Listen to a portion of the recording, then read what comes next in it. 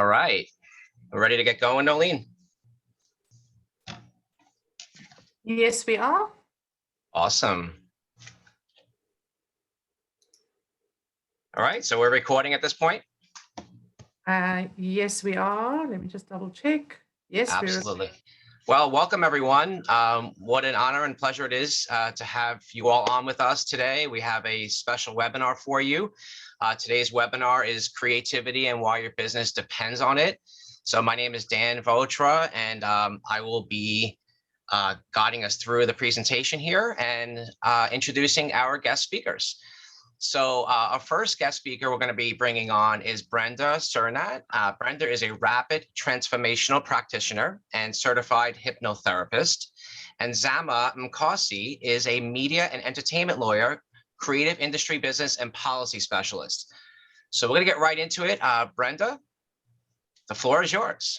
Tell us all about creativity. Why your business? Hello. Thank you, Danny. Thank you, Nolene.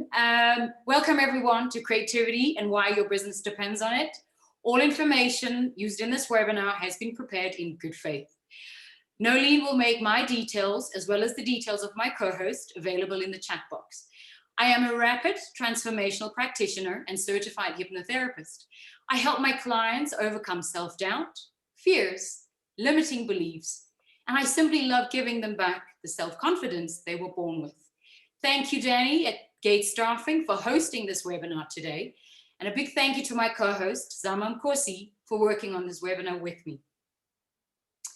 Our outcome for this webinar is that you go away feeling inspired, feeling great about yourself and the creative power that lies within you. We ask that you post questions and comments in the chat box, and we'll review them at the end of the session. How to get the best out of this time we have together. Play full out. And what do I mean by that? Know your outcome. Hunt for that piece of information, tune in and connect with us. I will be covering the definition of creativity. Are you born creative? Are you made creative? Why do people end up losing creativity? What can you do to increase your creativity process? My co-host Zama will now introduce herself and the topics she will be unpacking for us today.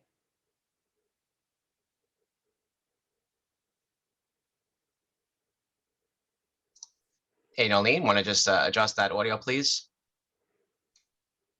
Zama's on mute. There you go. Yes. A very good morning to everyone. Zama Mkosi is my name, as it has been said. I'm a media and entertainment lawyer. I am a CEO and founder of multiple businesses in the media and entertainment industry. One such business is a consulting firm that I run that specializes in directing and facilitating opportunities between African creatives and tech development businesses to global opportunities and vice versa. Another business interest that I have is a brokerage firm that specializes in offering insurance products and services to the film and entertainment industry. This is all in the middle of also executive producing a theater musical because I am creative like that. Now, the topics that I will cover on my side is I will address a couple of questions. What has creativity got to do with business? What creativity and logic, is there a battle between those two issues? I will also be looking at what should business leaders be doing in order to focus on creativity. And then lastly, I will touch on habits of highly creative businesses. So even as we're going through the session on the chat box, do share your ideas as what you think are some of the habits that business leaders should be employing if they want to foster creativity in their organizations. Back to you, Brenda. Thank you, Zama. And let's get straight into it. What is the definition of creativity? The use of imagination or original ideas to create something, inventiveness. Seeing that imagination is the key ingredient to creativity, let's look at some quotes from famous people who have had notable influence on humanity. Imagination is more important than knowledge. Knowledge is limited. Imagination encircles the world. Albert Einstein. Laughter is timeless. Imagination has no age, and dreams are forever. Walt Disney. The man who has no imagination has no wings. Muhammad Ali. Let's briefly chat about inventiveness. Definition: create or design something that has not existed before. Be the originator of. Here is how I apply this definition to my everyday life, and I'm certain you do too. For Sunday night dinner, I applied my creative inventiveness when I repurposed that leftover dry chicken bits into a juicy, delicious chicken pie for my family. Was I not inventing something that didn't exist before? Human imagination. Human imagination sits at the prefrontal cortex of the brain. First we imagine it, then we realize it into reality. We have this power to imagine solutions, ideas that aren't in the world yet. David Eagleman tells us that the imagination is the superpower we all have that allows us to travel into spaces that aren't real yet, try out new ideas, and consider what doesn't exist yet. Are you born creative or are you made creative? In his documentary, The Creative Brain, neuroscientist of 20 years, David Eagleman tells us that human creativity is what adds color, texture, smell, sound, and heightens our energetic levels.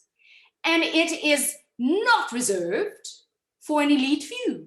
It's what the brain does. It is deeply personal. We have the ability to forge new pathways, forge new connections in the brain. We can chew on ideas and come up with almost limitless ways to do things. We all have this wiring. It's what sets us apart from other creatures on earth. We have the ability to disengage. Let's look at an example of this ability to disengage. Let's take the hamster. Input sees food. Output eats food. When human beings see food, their ability to disengage sees food as art. Yes, we can create with it. Millions of people in the world indulge in this creative act when they sculpt pumpkins for Halloween celebrations. Why do people end up losing creativity? Taking new information, applying it to what you already know, starts the creative process. Think about how you can recreate, reinfuse, repurpose the example of my chicken pie, rearrange, revisualize, refresh, reintroduce, refashion. I often hear my clients say, but someone has thought about that already. I would rather you ask, how can I use what those have done before me and use that to shape and inform what I am creating now? You see, you are able to do this because you are unique. You have your own unique expression, your own unique life experiences and stories to tell. We are living in a dynamic time, ever-changing world. It's taken a pandemic to turn all that we thought we knew on its head, and we now have to come up with loads of new ideas to thrive in a new business climate. What can you do to increase your creativity process? Broaden and add variety to your daily inputs that will support this creative interplay between new and old inputs. Inputs are what you read, what you watch, hobbies, activities that you partake in that influence and inspire your creative process. Inputs include learning new skills, languages, taking up dancing, playing golf, the environment you sit in, and the things you surround yourself with that serve to jumpstart your inspiration. Creative conversations, collaborating with teams, expanding concepts, ideas, challenging the status quo, pushing boundaries, having peer groups, always asking, how can I make it faster, lighter, smarter, consume less energy, more durable, reach more people, cost less to make? I had a radio show producer tell me once that he deliberately slowed down in shopping aisles to overhear what people would be discussing. And he used this content in his productions. Some other ways to improve and maintain your creative levels.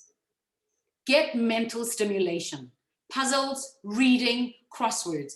Mentally stimulating activities should help build up your brain. Get physical exercise. This also spurs the development of new nerve cells and increases connections between brain cells.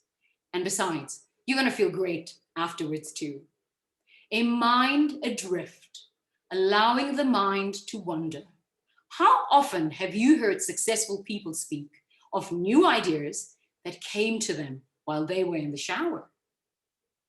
An improved diet, good nutrition can help your mind as well as your body.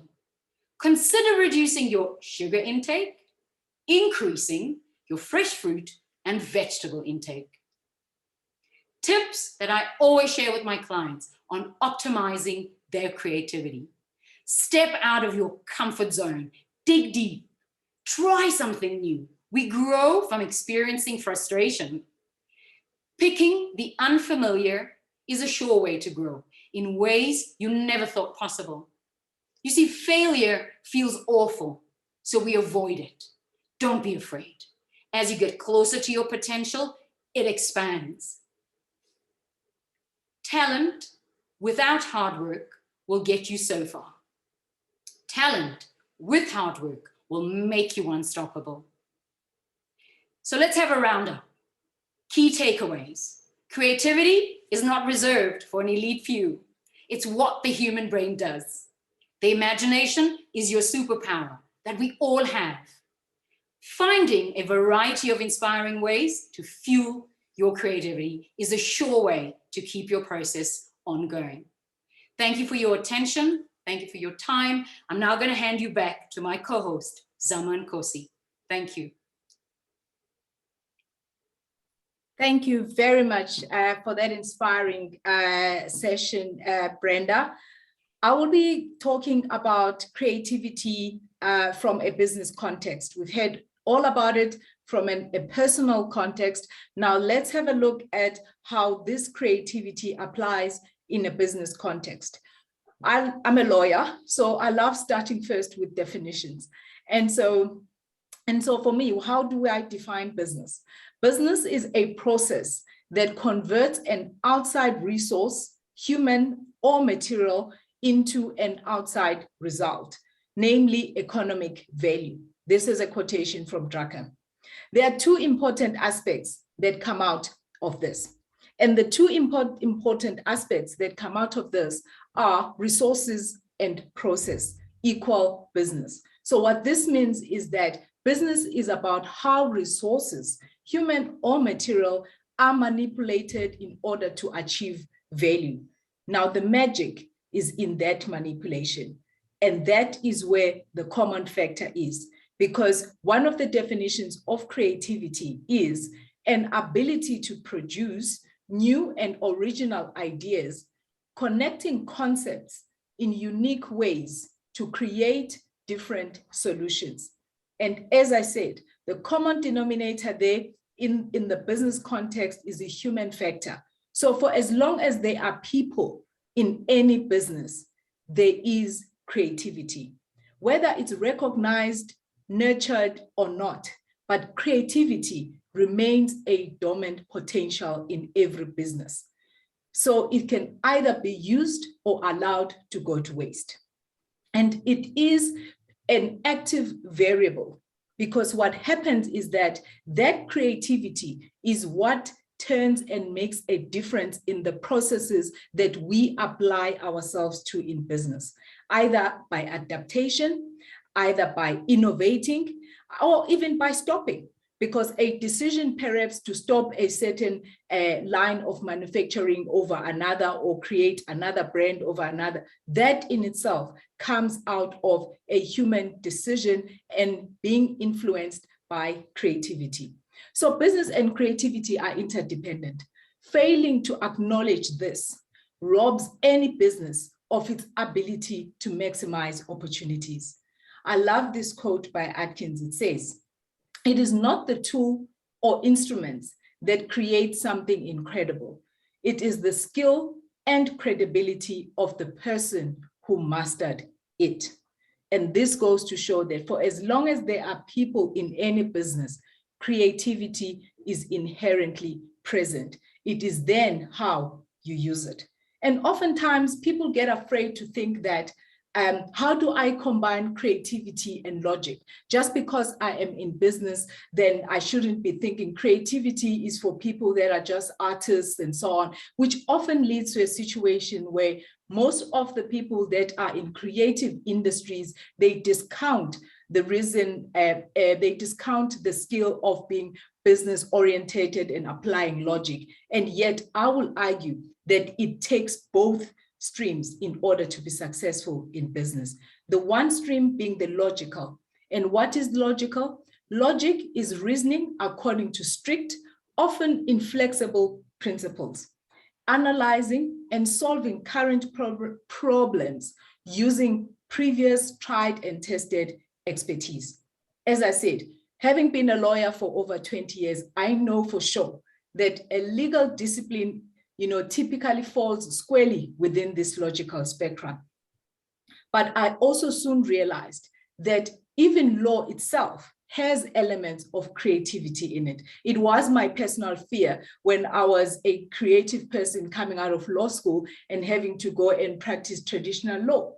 However, looking at certain parts of law, even like patent law, intellectual property law, and media and entertainment law that I have been practicing for over 20 years, ultimately led me to engage with legal practice in a way that is creative, in a way that develops new approaches.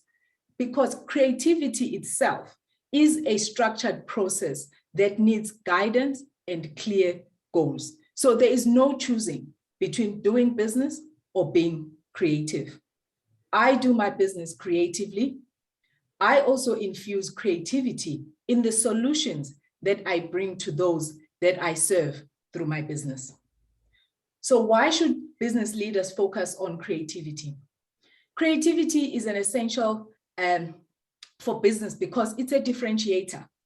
We live in a world of dynamism and change that happens at a rapid speed. And it continues to be necessary to be dynamic and be engaged in creativity to succeed and to grow your business. The IBM study that was conducted over 12 years ago, the truth that came out of there still remains relevant today, that creativity is ranked as a #1 factor for future business success, even above management discipline, integrity, and even vision. However, the most important reason that we need to cultivate creativity for our businesses is because our collective future depends on creativity. The solutions for global problems that are complex depend on creativity and our businesses being creative. Challenges like economic inequality, the environment, healthcare challenges, those will require creativity and business working together. How do I suggest we do this?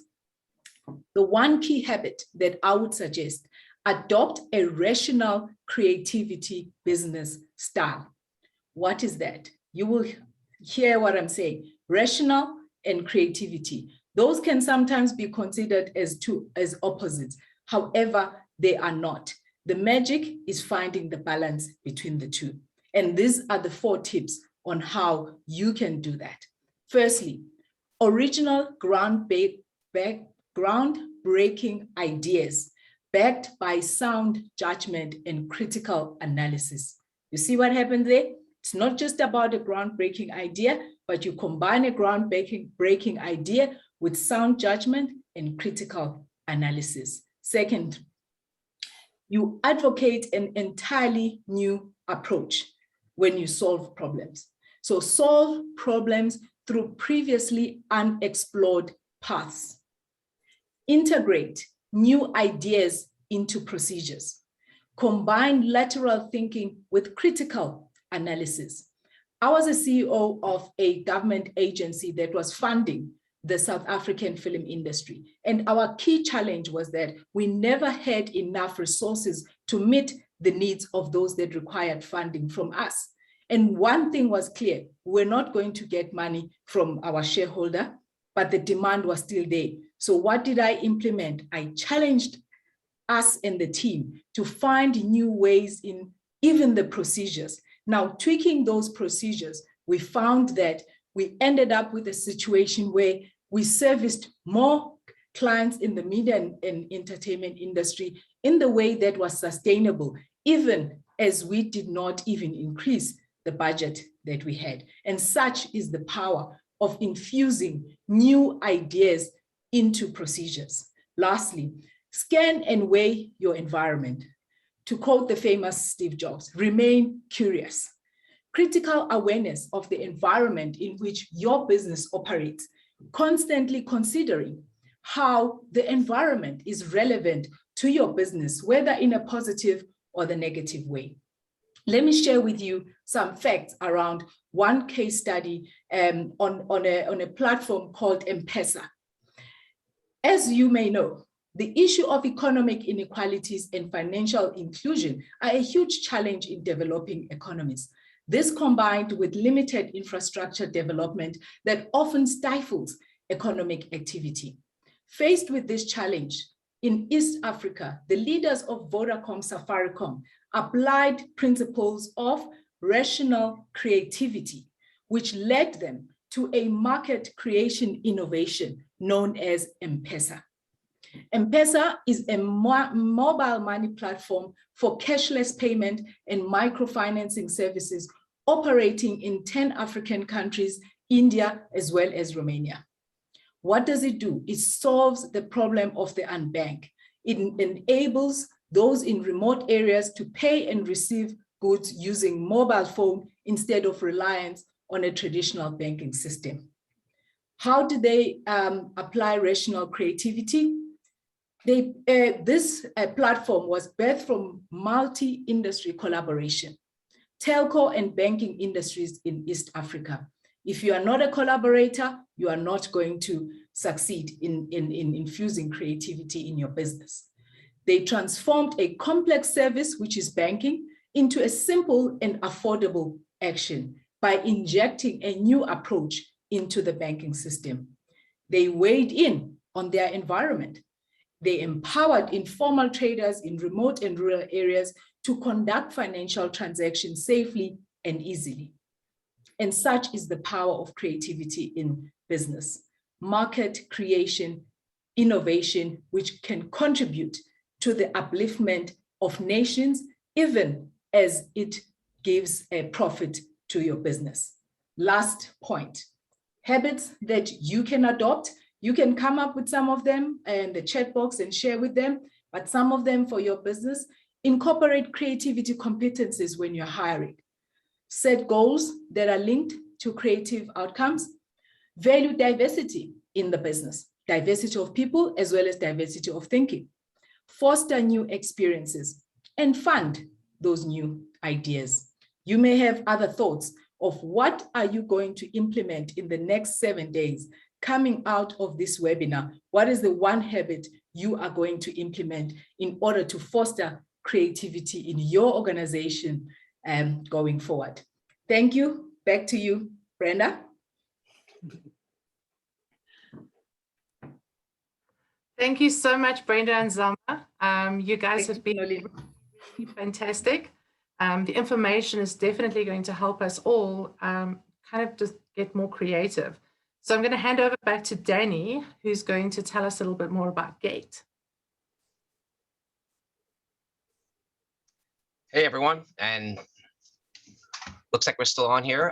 Yeah, absolutely. Awesome presentation. And thank you so much, Brenda and Zama. That was amazing. Got so much value from that presentation. So thank you so much. And so at this time, we really want to try to allow time for you to ask questions. So we'll just touch on Gate, on who we are just a bit. Gate's a technical recruitment and staff augmentation company. We help clients all over, from startups to Fortune 50 businesses. And we have been doing this for over 25 years. So we basically work with clients all over nationally. We're based in Long Island, New York, but we do work nationally. And as you can see, we have international networks as well. So if you're looking for placement for either part-time, full-time, even we offer workday solutions as well. We can cover pretty much across the gamut, for software engineers to data science people to regular office workers as well. And so at this time, what I'd like to do is let's go on to the next slide, Nolene. Yeah, let's take some questions. I know we're at the it's about 10 top of the meeting hour here. So did you want to open up the floor a bit so we can see if there's any questions? Yes, so if you have your hand up, I will put you on speaker. We had some nice questions come in, so let's see. Let's just check. I'm just looking now. Right on. My chat box doesn't want to open. Can you facilitate? Yeah, let's take a look here. Yes. So let's scroll up a bit here. My chat is have a bit of a All right. challenge. All right, we have a very diverse group here, and we have people all over the world. It's great. Let's see. By the way, any new questions, you could drop them in now while we have our presenters on with us. And let's see here. One question came up. Can you provide a few tips on how to present an idea based on creativity to a business and for it to be accepted? Brenda, would you like to cover that, or Zama? I think that was a great question from Felix. Felix, thank you. Thank you for attending. And I think what I did right back to Felix was, it's about finding that sweet spot.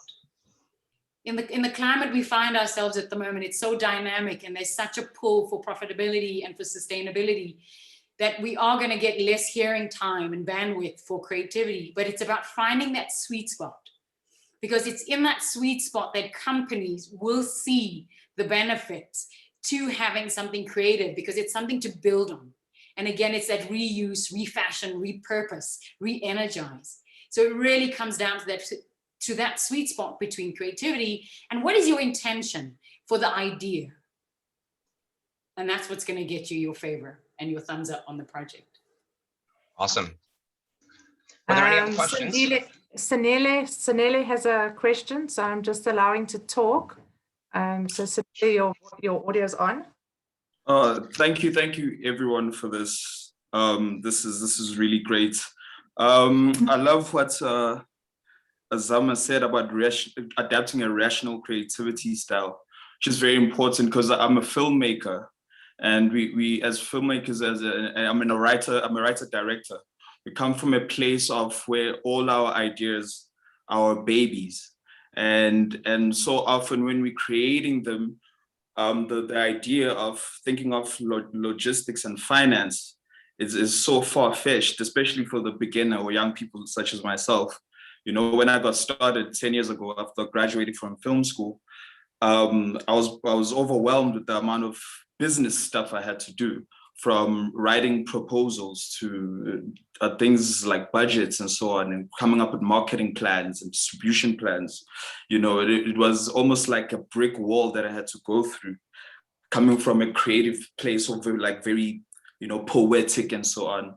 So my question would be to any one of you is, I'm about to transition into business. I'm about to start my own production house, and I'm currently busy with market research before I start sourcing the startup capital. What would be your advice for someone like me, a filmmaker like myself, who's made a few short films and shot some ads into how do I now transition into a corporate space. And yeah, thank you so much. Zama, I think you handle this. This is right up your alley. Thank you so much, Sadele. I think you probably speak on behalf of millions of filmmakers out there that often battle with finding that sweet spot of the balance between their business and creativity. And I would say you are already, way ahead by being in this webinar that is talking about business, because what I was going to say is that educating yourself about business is going to be one of the first things that you need to do. Educate yourself about about business generally, but also about the business of film, about the very business of the industry that you are in, because oftentimes you are creative, you're just involved in creating the content, but oftentimes you have limited understanding of what are the business models that relate to the very product that you are creating. And if you do not have an understanding of the whole value chain of the business that you are in, you are going to find yourself very limited. So that when you're going into business, once you understand the value chain of the industry and the models that apply to it, then you can be able to position your business intelligently. Then you'll know where in the value chain you want to play and why, and how are you going to make sure that you succeed. But firstly, amass as much knowledge as possible about the business of film. Thank you. We have another question, ladies. What rational tools do you favor that foster creativity? So I'm a therapist, and I'm a feeling therapist. So I am the person you come to when you want to talk about your feelings, because I favor feelings and not the rational mind. So again, I'm going to pass this to my colleague to take us through the rational tools. Well, by rational tools, and I hope I understand your question on this front, is maybe similar to what I was saying to Usanele, that if you already know that your strength lies in the creative side of things, then you need to look at other disciplines like, being analytical. How do you become more analytical? It firstly even starts with, reading, and reading, not just reading for the sake of being creative, but actually throwing yourselves into topics that are outside of your comfort zone. As I said, if you are a filmmaker, read about the economics of the media industry. When you stretch your brain in doing that, you will find that when you come back to being creative, there is actually a lot that you can benefit from having stretched your brain in doing, the other areas. I hope in a simple way that I've answered that question, Nolene. And I think you have, because there's also that balance. There's that sweet spot, and then there's that balance. There has to be a balance between what the client wants, what are your outcomes, what are your financial gains. Is it going to be profitable to then turn into the next film reel or book or product? So it's about finding that balance. And I love what you talk about learning, becoming mastery of your skill and your trade. Because when you become a master in what you're doing, you have more creative maneuvers, because you have an understanding of where you can cut, where you can add. But you can only do that when there's a certain level of mastery that you have in your trade.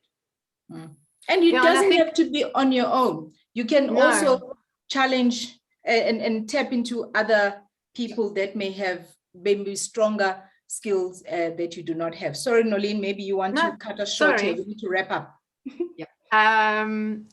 So I think the key thing is, especially even in the tech space, a lot of people think, I don't have to have creativity within the tech space. Where does our innovation come from? Where do all the new applications come from? Where does Facebook come from?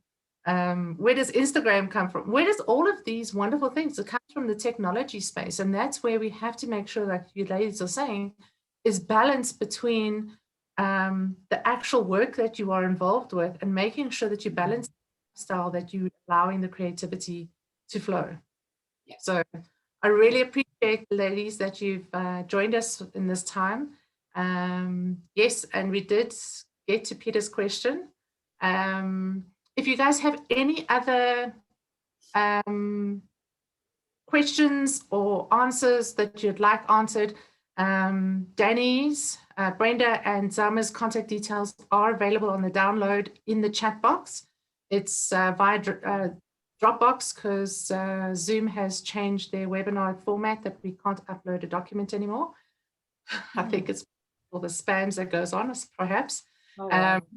I uploaded it into Dropbox for you so that we can you can access it there. Thank you so much, Brenda and Zama. We really appreciate it. I don't know if you want to say anything, Danny. Yeah, thank you so much. This was wonderful. And I appreciate your time, everyone, and thank you for coming on. So I guess without further ado, I guess we'll commence here. We'll sign off and have a, yeah. Absolutely. The social media, just watch out for Gates social media and Zama and Brenda's. I'm sure that they'll share it as well.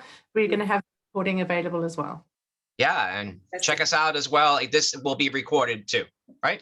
Awesome. Yes. All right, everyone, have a great day, great night. Thank you so much. Thank you so much, everybody. Thank you. Take care. Bye. Thanks, everyone. Bye.